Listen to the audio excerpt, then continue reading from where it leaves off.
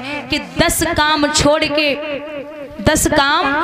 के ना लेना चाहिए, 100 काम छोड़ के खा लेना चाहिए और 1000 काम छोड़ के बेटी की शादी कर देनी चाहिए। बेटी अगर अच्छे रास्ते पे चल रही है, माँ बाप के कहने से चल रही है, माँ बाप का कहना मान रही है, तो आप रुक जाओ। लेकिन आपको कहीं भी लग रहा है दादा कि बेटी बाप के नाम को डुबाने वाली है, तो आप बेटी के हाथ पीले कर दो। यह आपके लिए भी अच्छा है और बेटी के लिए भी अच्छा है। और यहाँ जो अनमैरिड बैठी हैं बहनें, जिनकी शादियां नहीं हुई, उनसे निवेदन है कि आप जितने पिता हैं, बुजुर्गों, आप बच्चों को पढ़ाइए, बेटियों को पढ़ाइए लिखाइए, जो खाएं खिलाइए, जो पहने पहनाइए, लेकिन सर के ऊपर मत बिठाइए। आपका बेटा एक बार ससुराल जाता है, फिर कभी मौका लगता है तब जाएगा, लेकिन बेटियों का आन मान सम्मान इसमें है। अगर एक बार मायके से डोली उठ जाए और ससुराल से अगर उल्हाने आ गए ना, तो माँ बाप की इज्जत दांव पे लग जाती है। और एक कड़वा सच आपको बता दें, यहाँ माताएं बैठी हैं, कड़वा सच है कि आज 80% बेटियों का घर बिगाड़ने में माताओं का हाथ है। 80% बेटियों का घर बिगाड़ने में बेटियों की माताओं का हाथ है। वो पता किस लिए? वो इसलिए है कि जो 2-2 घंटे फोन पे लगी रहती हो ना तुम, क्या खाया, क्या बनाया, कैसे कलर की साड़ी है, कहाँ गई थी, अच्छा सास ने क्या बोला, पति कहाँ गया था, अच्छे से खबर लेना, ननद क्या कर रही है, शादी में गई थी, कैसे कलर की साड़ी बांधी थी। हर मतलब प्रचंड की जड़ हो तुम। अगर तुम 2-2 घंटे फोन पे बात क्या होगी, तो अपने घर को संभालिए। तुम्हारी बहू क्या कर रही है, तुम्हारा बेटा कहाँ जा रहा है, तो अपने घर को देखिए, दूसरे के घर को संभालने की जरूरत नहीं है। अच्छा, पिता भी तो होते हैं, पिता को बस खबर होती है। बाप जो होता है ना, बाप ऐसा है, बेटी की आंखों में आंसू शादी से पहले भले ही देख ले, लेकिन शादी के बाद जीवन में नहीं देख सकता। पिता वो हर काम करता है, पिता वो हर चीज देता है जो बेटी की आंखों में आंसू ना आए। एक सेठ के घर में एक लड़की ने जन्म लिया। जब तक वो छोटी रही तब तक तो कोई 2 बातें कहता 4 पकड़ा देती, कोई 4 बातें कहता 8 पकड़ा देती।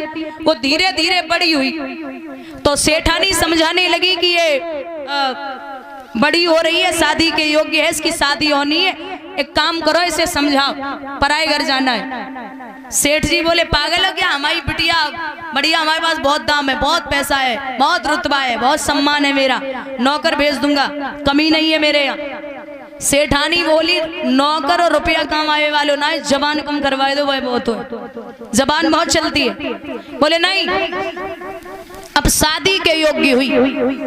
जब शादी के योग्य हुई तो शादी हुई, सुबह ही सुबह जैसे ससुराल में पहुंची तो रात भर तो काट ली बिटिया ने। दूसरे दिन फोन करो, पिताजी हमें ले जाओ, पिताजी हमें ले जाइए। जवाब दो, कल तो विदा करी और आज ले जाए, कौन सा पहाड़ टूट पड़ो। बोले अगर भोजन कर रहे हो तो पानी यही पीना आके हमें ले जाइए। पहुंचे, अकेली बिटिया है, लाचार है। समधी से कहा नमस्ते, नहीं बोले। समधी से कहा प्रणाम करता हूँ, वो भी नहीं बोले। बोले बेटी को लेने आया हूँ, ले जाऊं क्या? समधी ने जवाब दो, कल को ले जाए वाले हमें ले जाओ, हमें ऐसी बहू के साथ नहीं रहना तो पल पल पे जवाब देती हो, ले जाओ इसे। बिटिया को लो, सेठ जी घर पे पहुंचे, लाडो बैठो, ठीक हो? बिटिया आग बबूला, बोले हम ठीक है। अरे मैं ठीक हूँ, तुम्हें शर्म नहीं आती मेरी शादी कर दी? अरे मुझे यही रहना है। अरे सेठ जी बोले क्या हुआ? बोले कुछ भी नहीं हुआ। ससुराल कैसी है? बोले ससुराल है वो 1 नंबर का नरक है, नरक।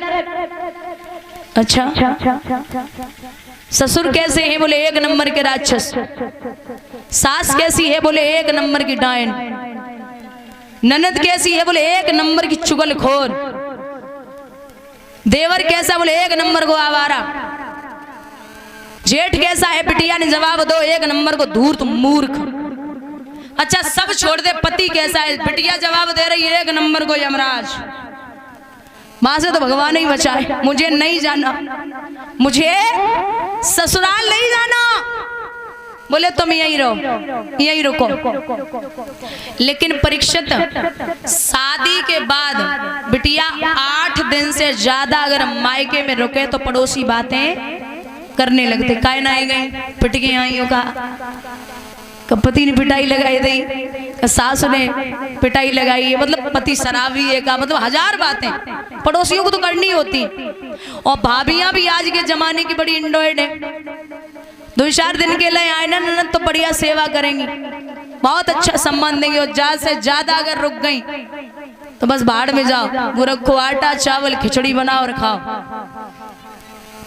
अब वही 2-4 दिन है गए, 10 दिन है गए, 1 महीना है गो, लोग बातें करने लगे, क्यों नहीं जा रही हो, क्या बात है? मंदिर जाती पुजारी पूछते, अरे बेटी क्यों नहीं गई हो? दामाद जी लेने नहीं आए क्या? बिटिया बोली है तो गई दामाद उन्हें जिंदे रहो, उन्हें जिंदे रहो। अरे मुझे नहीं जाना। बोले तुम्हें अगर अच्छा नहीं लगता तो हम कल से मंदिर नहीं आएंगे। अरे नहीं लाडू, तुम रोज आओ मंदिर, हमें कौन सो फर्क पड़ रहा, हमारे का खाई रही हो तुम। बिटिया वापस आई तो उदास मन से बैठ गई। जवाब दो, सेठ जी ने कहा बात है लाडो, काय को परेशान है? बोले पिताजी आपने मेरी शादी तो कर दी, अब मुझे यहाँ नहीं रहना, लोग ताने देते, मुझसे नहीं सुने जाते। सेठ जी बोले भाई तो बात है, हम तुमसे कुछ कहो चाहते हैं। बोले हाँ कहो। हमारे नगर में एक महात्मा आए और उन महात्मा ने हमें मंत्र दो है, वह मंत्र को जाप अगर तुम कर लियो ना तो वो ससुराल तुम्हारी मुट्ठी में। बोले मंत्र तो ना है, कोई और बात हो तो बता। बोले है ना साधना। साधना क्या है? बोले साधना ये है कि 6 महीने तक अपने ससुराल वालों को जवाब मत देना। कितने दिन? 6 महीना। फिर तो हम देख लिए, चलो छोड़ गया। अब जैसे ही बिटिया को छोड़वे के लिए चले, जो ससुर ने देखो, बोले फिर आ गई कल मुई। अरे ऐसी तो किसी ने नहीं बुलाया, ये तो फिर आ गई। वो लंबे घूंघट में रहे क्योंकि वो संस्कार लेके आई है। तो अभी कांच को गिलास रखो रहे, सो कांच के गिलास में धोखे से पैर लग गो। ससुर बोले अंधी है क्या, आते ही आते बर्तन फोड़ने लगी, पागल हो गई है।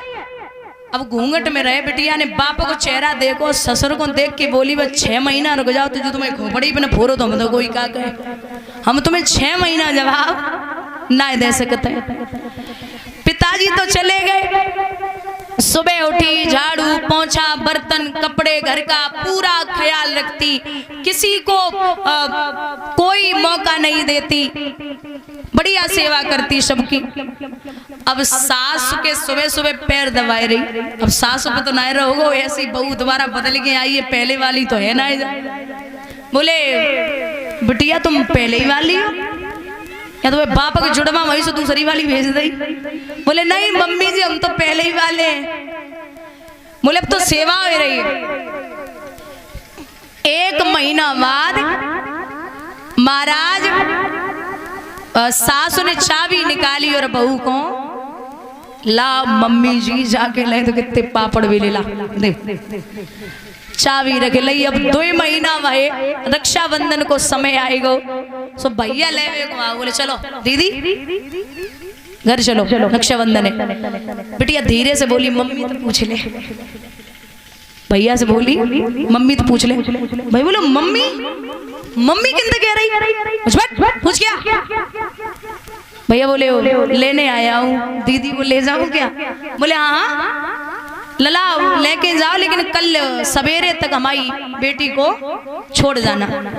एक वो दिन था, पल पल पे जवाब देती ना, तो कहा था कि आज ले जाओ, वो छोड़े को मत आइयो, कल को ले जाए वाले अब ही ले जाओ। और आज कह रही है कि आज लेके जा रहे हो, लेकिन कल सुबह तक छोड़ जाना।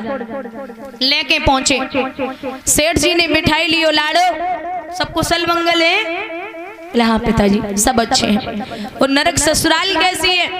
बोले वो नरक नहीं वो स्वर्ग है। वो राक्षस ससुर? बोले वो मेरे पिता हैं। वो डायन सास मर गई कि जिंदा है? बोले वो मेरी माँ है। अच्छा वो चुगलखोर ननद ब्याह है गो या यही है? बोले वो मेरी छोटी बहन है। वो धूर्त मूर्ख जेठ? वो मेरे बड़े भाई का रोल अदा करते हैं। वो आवारा देवर? बोले वो मेरा छोटा भाई है। सब छोड़ दे तेरो यमराज कैसे है? बिटिया ने बैग उठाओ लेके चल दी। बोले हमारे पति चाहे लंगड़े हो, चाहे अंधे हो, चाहे काने हो, चाहे भिखारी हो, चाहे गरीब हो, हमारे पति हमारे लिए देवता है। तासे पति की बुराई ना करो। बोलिए गोविंद भगवान की। ये जवाब न देने का नतीजा है। अगर झुकने से रिश्ते बन रहे हैं, अपनों के सामने झुकने से या